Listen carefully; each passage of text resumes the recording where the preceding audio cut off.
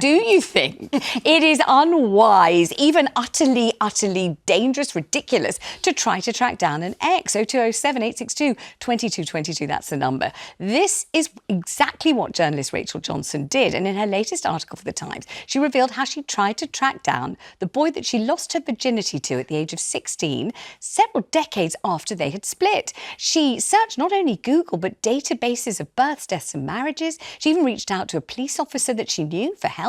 But unfortunately, this story really does have a tragic end, because she eventually found out from his family that he had died, and she described the whole thing as heartrending. And we can talk to her about it now. Rachel, thank you so much for joining me. Lots of love to you. What did you think you were doing this for? What were you hoping for? That's a very good question. Typically, Vanessa, I think I was just very interested because he was such a lively character, as his mother, who I went to see after I found out he died.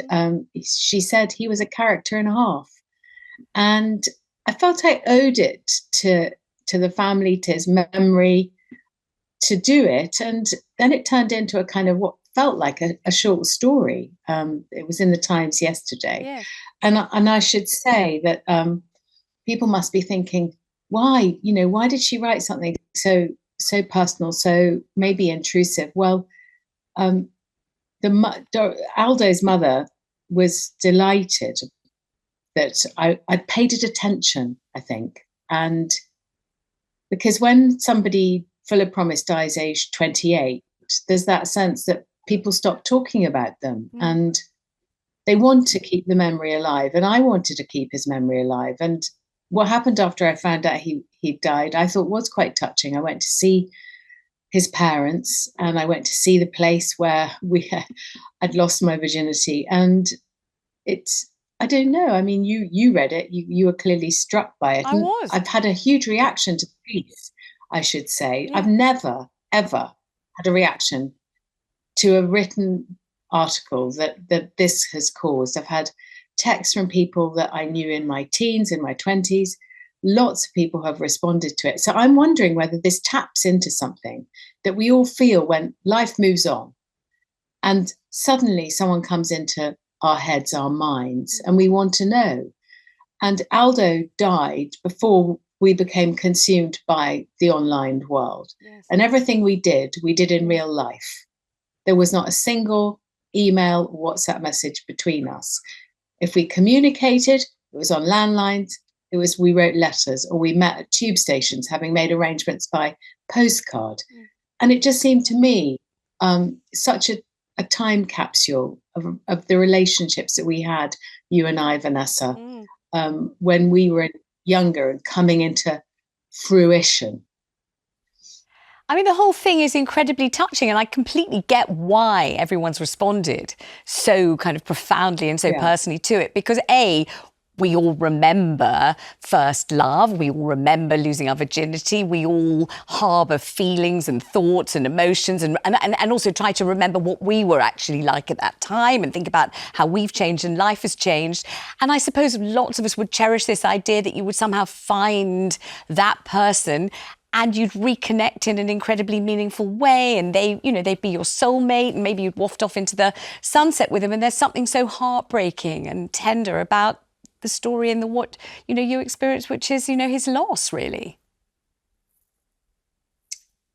I think that was it. And of course, when you're young, and I went out with him for less than a year, and I then went to university.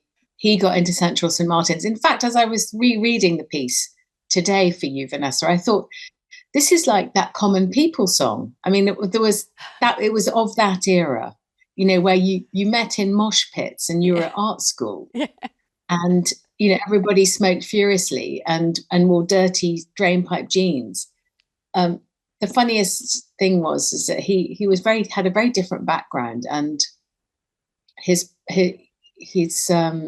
came from Essex, and he was what we call a Mohican. I'm sure it's not politically correct to say that now, but that meant he had the Mohawk hairstyle. Yeah. And when I'll just tell this story, Vanessa, if there's time. When we were in my mother's mother's flat in Notting Hill, and she found the crime scene of us being together. She kicked me out. So I went to my father's maisonette, and because they were divorced, and I let myself in, and I thought we'd be safe because he was in Brussels. And then, of course, as things were getting going, my father then arrives back, and he lets himself into his own house to find unexpectedly his daughter with a 6'7" tall Mohican who he's never seen before, let alone understanding what he's doing in his house. So I remember he stood there in his grey suit. He was a Euro MP, and he went like that, and he just said, "How?" to Aldo, because he gave the Red Indian or Native American greeting, and actually got on with him very well. And I remember Aldo came down to the country. Can I just say, though, that in case people are wondering why this was all over the Times yesterday, it was something I just popped up on my Substack, which is where people write things for a small audience it's a kind of content to subscriber site. Yeah, so you hadn't imagined that it would take flight in the way that it has. But I just want to say one thing about your father, Stanley, and I've worked with him, I've interviewed him, I've hung out with him on various occasions. He is a very cool and chilled guy. You could just imagine him going, how, can't you? That would be just perfect, seeing his daughter in flagrante with this stranger of 6'7" who is a punk and everything else. Rachel, thank you very much indeed for sharing a really profoundly moving story with us. I really appreciate it. Thank you. I don't know whether you've had experience of that or whether you've been tracked down yourself, Michaela. I've got a good story, actually, Vanessa, because an ex-boyfriend of mine from about 35 years ago, we lived together and we bought a house that ended up needing a whole new roof. So we sued our surveyors because we had surveyors that said the house was fine because it cost us a fortune, this new roof, and we lost the case. And I paid for the survey. I mean, it was a huge amount of money at the time. Yeah. 35 years later, he tracks me down. He'd come into money and he paid his half back into my account. That and is he said he'd felt amazing. guilty about it ever since, that we'd lost all of this money. I'd forgotten that I'd even paid for it. And, you know, with that money, I thought I didn't earn that money. I wasn't expecting it. And I put it into salt marsh restoration. So, my goodness. So my roof has gone into salt marsh restoration. Was he the kind of fellow that you would have thought would have had a kind of crisis of conscience? No, not at all, not at all. I mean, we split up. We kept in contact every so often, but we weren't regularly in contact. That's a quality ex. That's a quality ex. I don't think I have exes of that quality. Me neither. No, I had one who would have been my romantic sort of hero for the rest of my life had he not contacted me years later asking for money. And, you know, but he didn't even ask nicely. And I was in the back of a black cab and the driver turned around and he went, "V, don't you dare." So don't give him the money. I didn't. I didn't even want to. I didn't feel like it. But giving you the money is absolutely magnificent. Completely and utterly out of And the it blue. wasn't in a bid to rekindle your romance. Not at all. No. Not at all. In fact, there was nothing he wanted in return except because he felt bad that I'd paid for it. Absolution. It's brilliant. Have you ever either contacted or been contacted by an ex? I actually get on pretty well with most of my exes, actually. Most of them. It sounds like a whole list. Check the list. No, I actually get on quite well with them, actually. So, yeah, most of them. I mean, I think as we age as well, though, we're looking for different things, aren't we? Actually, my first husband, I have to say, was a really, really good man. And I think I was too young to really appreciate what a good man he was. So That's a nice thing to say. So are you still in contact? Yeah, and with his family as well. Yeah, well, that's clever to do and nice to do. Yeah. What about Mr. Holdo? People might not necessarily know who your husband is. You're not here just because of that, but he is a hero of mine, obviously. Yes, so Noddy Holder. So I'm married to Noddy Holder, Yeah. ex-lead singer of Slade, Yeah. and been with him for 35 years. So I'm going back a while to kind of think about exes, but they're exes for a reason. And no, I would never, open that door. Some of them now I'm kind of more visible because I'm an author and I've been doing TV and stuff as a journalist. Yes. Some of them have crawled out of the woodwork just to give me their opinions, which I wasn't interested in at the time, and that's why they're exes. So why they think they can give me them now. But there is somebody who wasn't quite an ex. It was, I did have a romantic encounter about 30 years ago when I was rescued by a Mississippi motorcycle cop. Oh my God, we've got a picture of it. Yes, that's him. And he rescued me because I got stranded in Tupelo when I was over there visiting the Elvis on an Elvis trip. And he rescued me because I got left behind by my bus.